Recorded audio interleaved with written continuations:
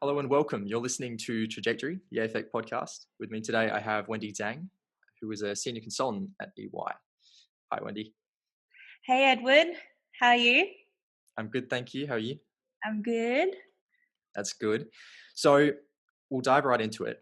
How about you tell us a little bit about what a senior consultant at EY does?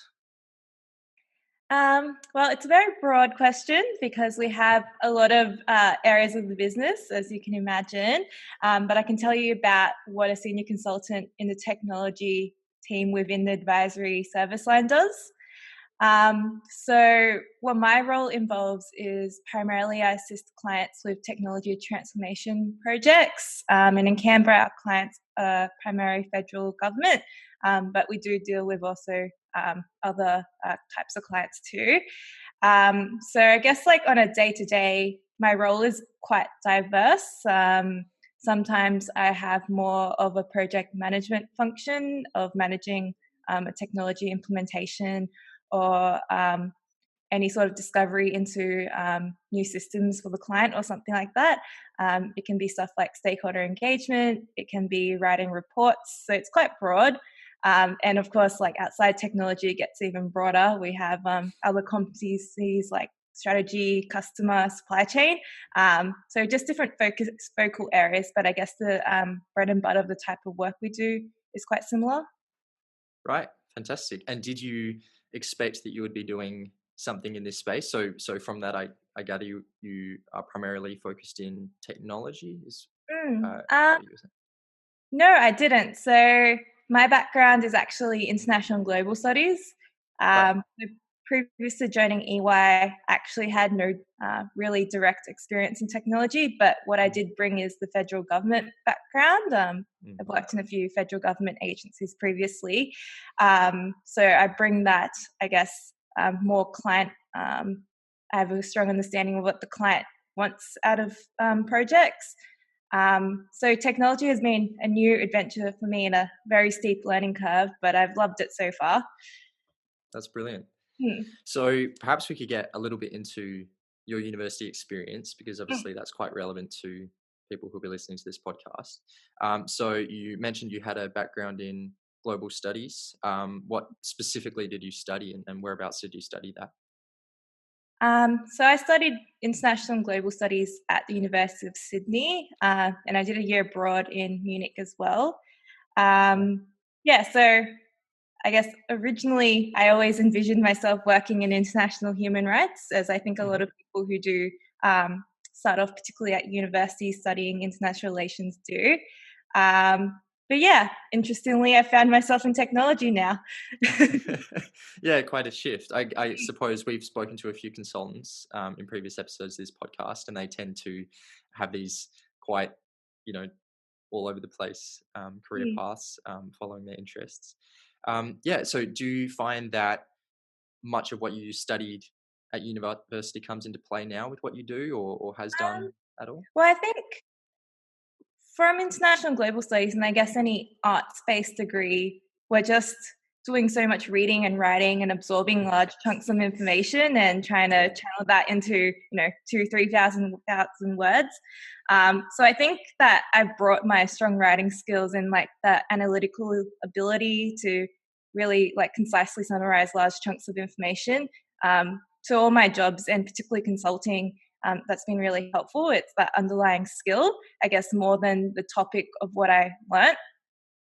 Right. Yeah, Mm. of course. And have you had an opportunity to work abroad or back in Germany? Yeah.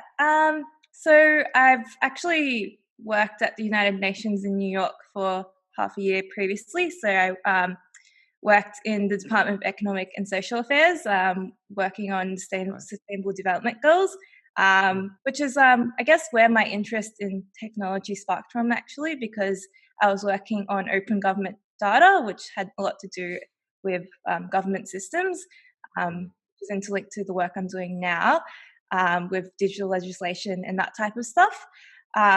So, in a way, it's all linked together. And if you did see how my path played out, it does kind of make sense how I've ended up here, even though Right. on face value, it's very different starting to finish point. Mm. Mm. Mhm.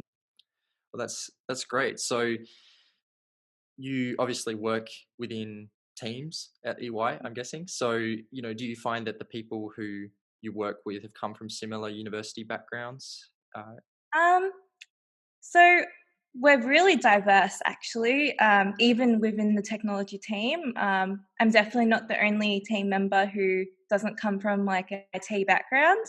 And I think that's what makes the team I work with so rich and really enjoyable.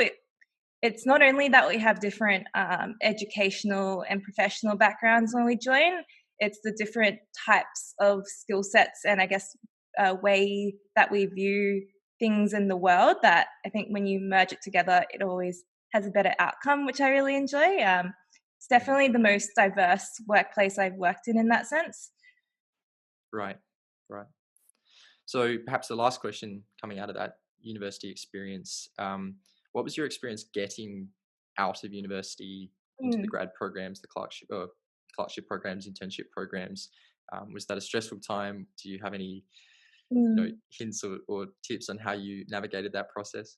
I'd be lying if I said it wasn't a stressful time because I think that's probably one of the most stressful times in anyone's life, trying to get your Mm. first job and not knowing what you're capable of and whether you're going to be effectively good enough to make it. I guess I was quite lucky because I'd paralegaled since I was 16. So I Right. started working after year 10 work experience at the place I did work experience at. So I already had, by the time I finished uni, pretty much 5 years of like Mm. professional experience. So that looked good on my resume, I guess. Mm. So I actually started at a federal government agency in one of their grad programs, which I think a lot of your listeners probably um, would be considering. Mm. Um, and that was really stressful because it's very competitive and I guess the interview process is very long. It's like 9 months, really. Wow. So my advice is to just apply, apply, apply. I think the broader the net, the more likely you'll get something, obviously. Mm. And I think don't get too caught up on getting straight away into that one thing that you always thought you'd be doing, because I definitely didn't start off somewhere that I thought I wanted to work in, and I really loved that first job I had. I think, in hindsight, it was probably the like one of the like best places I could have started from a learning perspective, and it had nothing to do with what I had studied. Um, it was Department of Agriculture and Water Resources. Like I didn't know anything about agriculture. Mm. I joined because I knew they had a trade division, so it was interlinked with what I studied. But I never really wanted to work with trade. Like as I mentioned, I was more interested in human rights. Um, but I learnt so much. It taught me the basics of everything I needed to know for every job that was next. And my role at EY as well has been completely leveraged by the fact that I started off in government and understand it. So yeah, my advice is to think broad and apply broad. Mm. And I think you'll see in hindsight once you get up and running that where you start doesn't matter so much because you're still going to learn something really important no matter where you are. Right. Yeah, absolutely. I think that's really good advice in that respect. I think especially, myself and Jacob are going through that process over the next couple of years. So it's good to hear from people who've gone through that and how they've managed that. Mm. So you've mentioned that you've worked in government. Did you work anywhere else before eventually ending up at EY?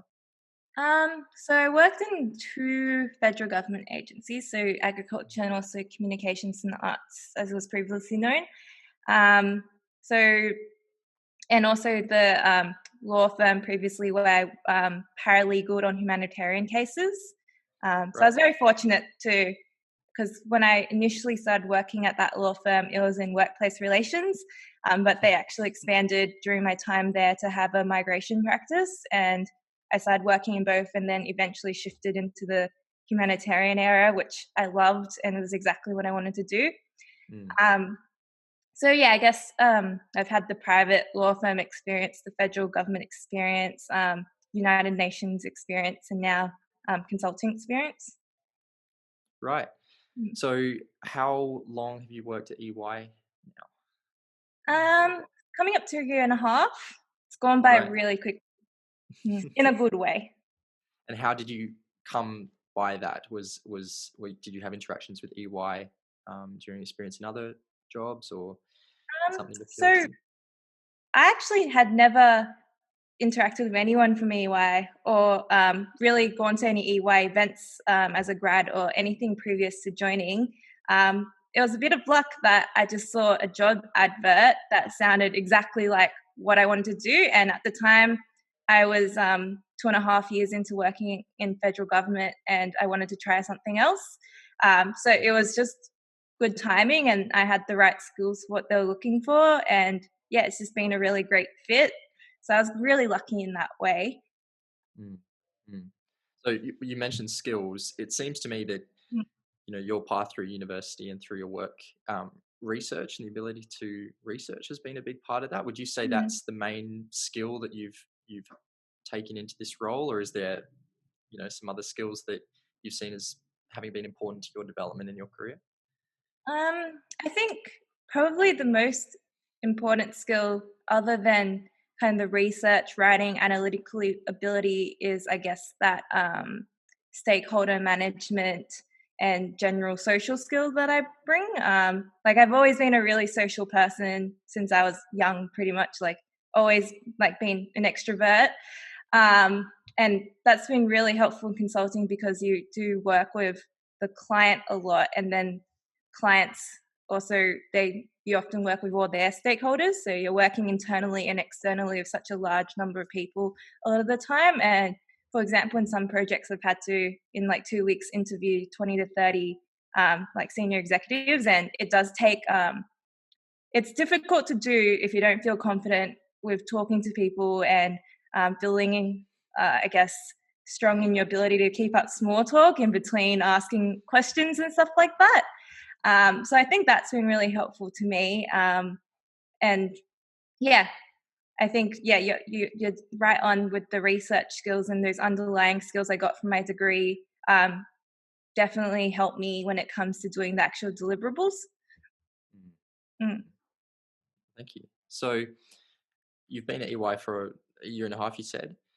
mm. So I suppose that might not be a very long time relative to the amount of time you spent outside of university. But have you noticed much organizational change in the way things are done, or certain attitudes towards certain things? Um, Well, I think change is always good. And I think it's always a good sign when there is organizational change. And definitely in the year and a half I've been there, um, I've definitely seen some change generally for the better. Um, um, I guess an example is we've recently just been looking at shifting our business model in response to demand, rebranding some of our team names, for example. So in Mm, future, I think I mentioned that I'm in the advisory area of EY. Going forward, to be called consulting because research has basically shown consulting resonates with clients more. mm. So that sort of Interesting. change, yeah, is always happening. But yeah, we also change in other ways. We respond pretty well. I've been really impressed with how we've responded to the COVID-19 crisis. Mm, We were one of the first firms to take our entire workforce pretty much um, starting to work from home from mid-March, really ahead of the curve to other businesses in my perspective. Um, and I think we've adapted really well. We've been really innovative. Um, from an IT perspective, they've basically got teams up and running immediately and had everyone. I think we have like 80% uptake now. In the last few weeks, right. that's happened pretty quickly. Um, the way we've started to like virtually meet, and even how we have a social club at work, which is harder to manage when we can't see each other in person. But even Mm. the social club has tried to innovate and do stuff like virtual trivia and all sorts of stuff. So I've been really impressed, really, with how they've like shifted really quickly recently to try to respond to it and make everyone feel not only like secure and able to continue doing their job, but also feel connected. Right, right. So that sense of community Mm, remains in place even though you're all distributed. I Yeah. suppose in more normal times, you know, does EY sort of facilitate the ability for you to engage with the community, charity, your own projects, own personal projects? Yeah, absolutely. So we actually have a day called EY Care Day where people can take a day of effectively paid leave to go volunteer. And often for the Canberra office, it's a local charity.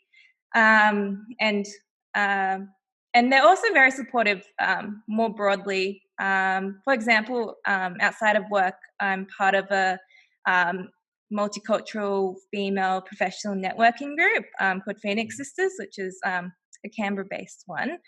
And we get a lot of support from EY partners who, not necessarily even being from a multicultural background or female, but to come speak at events and provide mentoring relationships. Yeah, so that's a really good side of it. Right, right. So clearly, you know, community is important in these environments because you're spending so much time together. We Mm. touched briefly on the fact that your team members generally don't have a similar educational background. Obviously, there are lots of different areas in your background that can be quite different. Do you find the people that you're working with in your teams are very similar in where they're from, their attitudes? No, everyone's quite different in their own way. In terms of upbringing, we have such a vast majority of different types. Like we have people with, and even in my team, as I mentioned, not everyone has an IT degree, and we do have some people who obviously do come from IT backgrounds, data backgrounds. Um, we have people who can read and write so many languages of code, but on the other side of the coin we have people with psychology backgrounds, people who used to be doctors, speech pathologists, like myself coming from government.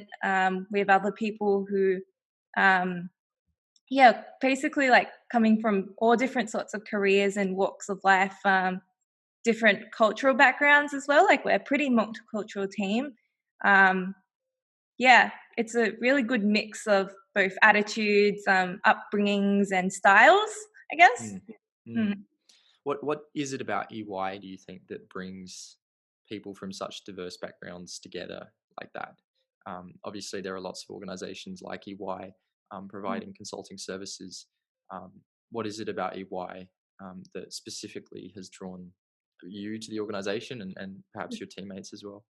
Well, speaking from my personal experience, when I saw that job ad, which led to me applying to EY, what actually spoke to me was they talked about the work they do in diversity and inclusion, and I didn't just take it on face value. I did try and do a Google and see what they're actually doing and whether it was actually something that I thought was making an impact. And when I did do that research, I was actually quite impressed, and that's what led to me applying and throwing my hat into the ring for that role. Um, so I've joined that diversity inclusion committee since joining EY, and I found that all the stuff I did read is true, and it's Yeah, been great to be part of that movement within the firm now. Yeah. that's brilliant. So, what sort of actions or commitments does that involve within the firm? So as I mentioned, there is a committee, and the Canberra one has about 20 to 30 members from all different parts of the business, and all different levels of seniority, which is really great because you get kind of rich range of perspectives. So we've got accountants in there, we've got the consultants in there, we've got a couple of partners in there, both from grads all the way to partner.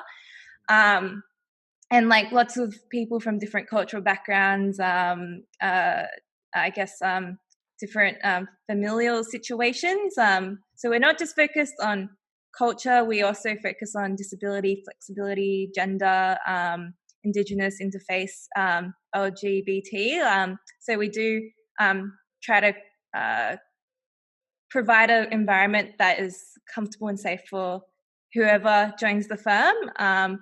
And I guess like what speaking from another personal example, the type of stuff we do and the thing I enjoy most. So I'm in the cultural pillar, and I've had the opportunity to organise a lot of really fun and great events, and often they're on days of cultural significance. So normally aligned to UN days. So, for example, International Day of Tolerance, and also days like Multicultural Day, as well as some cultural specific events like Chinese New Year and other events. And those I always find very enriching because even though I think I'm a pretty socially aware person and I'm quite thoughtful towards the differences of other people and how different people might prefer things to be done a different way or to be approached a different way. I always learn something new, even though a lot of the time I'm the one running the event or the workshop. I think I always learn something new about a different culture or, someone who's just had a different life experience to me. And it's also great because, generally speaking, like sometimes we have like 100 or so people attending these events. So there's a high uptake within the firm, which means that's a reflection that people in the firm do care about it. And it's nice to see people turn up. And we've done really cool things. Like once we had kind of like a cork board, and it was the world map, and we had everyone pin where they were born. And I was like amazed at how much of the world we covered in just the Canberra office. Like, and we're not we're not the largest EY office by a long shot. Like we're quite a small one, and just in our office alone, it was just so multicultural. Mm, mm. Oh, that's brilliant. Do you find that you're starting to identify the aspects of the EY environment that is facilitating the interactions between people that come from different backgrounds? I mean, obviously, it's not always easy to work with people who don't have a similar life experience to you. Um, Mm, One way to deal with that perhaps is interpersonal skills. The other might be environment. Um, have you mm. noticed anything important about the environment that EY tries to create that facilitates that interaction? Yeah, for sure. I think I've been really impressed at how much focus they do put to trying to build a very inclusive work environment. And I don't just mean that in terms of multiculturalism and I guess like by having these events for people to identify with, but I mean also in other aspects like flexible working arrangements to suit people's personal situations, regardless of what they are. Um, and I think there's a very strong support network within EY. What I've also really liked is, although I'm in the technology team, I have mentors all across the firm. And we do have both like mentoring programs, which you can sign up for and you get matched with someone, but it's also highly encouraged. And I think I've been encouraged since the first moment I've stepped on foot in EY to build my own mentor relationships. And I've never felt rejected or that I was taking up someone's time when I've asked for a mentor relationship. And normally these are like partners and directors who are very busy and they probably have a lot of people trying to build this sort of relationship with them. But I've always felt very supported and welcome to try and build those relationships. And I probably have those relationships of 10 plus partners across EY. And that makes me feel very supported. And I think a lot, I think I would be surprised if I heard that people at EY weren't able to build those relationships across the firm just because of the type of attitude um, uh, that we're encouraged to have, despite whatever rank you are. So it's great because you get to learn about different work and parts of the firm, but you also do feel very included. And having all those relationships means also that if something does go wrong with one particular manager or something like that, there's someone else you could go speak to seek advice on how to manage that. And that I think has also been very valuable. Hmm.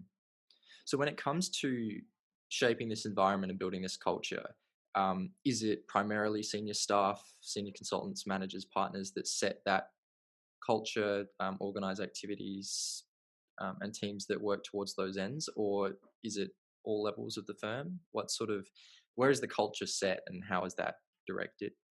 Mm. I think it's at all levels of the firm, but it's very important that we have senior staff invested, and we definitely do have them invested. And something EY has tried to do more recently, particularly in the culture space, is we've tried to move to also a national approach. So there's consistency across the office, and we can share learnings across the country. And that also means you're also getting visibility from senior executive from other offices as well. Particularly Canberra being a small office, it means, I guess, you get to meet more people and get exposed to more people as well. We do. The committee tries to, I guess, make sure it is reflected throughout the entire firm by allowing any rank to join the committee and get involved. And we encourage, like, we're not capped at 20 or 30 people. We encourage as many people who are interested and have the want to invest the time in it to join the committee. And yeah, it really doesn't. We have grads leading some streams, for example. Well, in some streams, like a director might lead it. It just really doesn't matter. Particularly in the committee, everyone's just sort of equal. We're all trying to work towards building that more diverse and inclusive environment for everyone. Yeah. Fantastic. Well, it's been great to talk to you, Wendy. We've got one last question, which we ask all of our guests, and that's what is the one takeaway from this conversation that you would like to emphasize for people just entering these difficult years, the transition managing between university and the workplace? As you said, it's a difficult time. What piece of advice would you give? I think, and you probably will hear this a lot, but be resilient and be patient. I can't tell you how many job rejections I got in my first year. And as I said, I think I was quite lucky to have landed a professional job at 16. But even then, getting into grad roles, I think I applied for all the federal government ones. And guess what? I was only accepted to one. And it wasn't the one that I really wanted. And it worked out great for me. And in hindsight, I just wish I put less pressure on myself to find something quickly, and I guess just expect to get something quickly as well, because my marks were good and I had the right work experience. It's out of your control to some extent, even if you do tick all the boxes of what you think they're looking for. And you have to remember that, it will happen, and you just need to keep calm and be patient. And once you're in, like, that's the hardest part of, like, getting a job done. Like, the rest of your working life will be easy in comparison. That's fantastic advice. And you have a call to action for one of EY's programs as well? Yes. So EY is launching a brand new innovative tech student event. So it's called EY Tech Fest. So there's some exciting plans underfoot. So we're just asking people to register their interest at this point.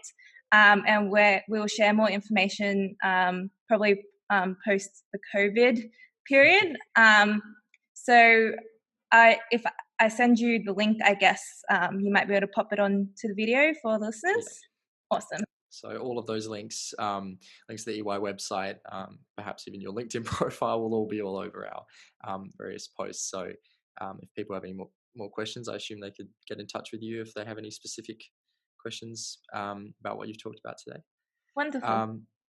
Fantastic. So it's been great to talk to you, Wendy. Thanks for having me. Yeah, we look forward to speaking with you next time.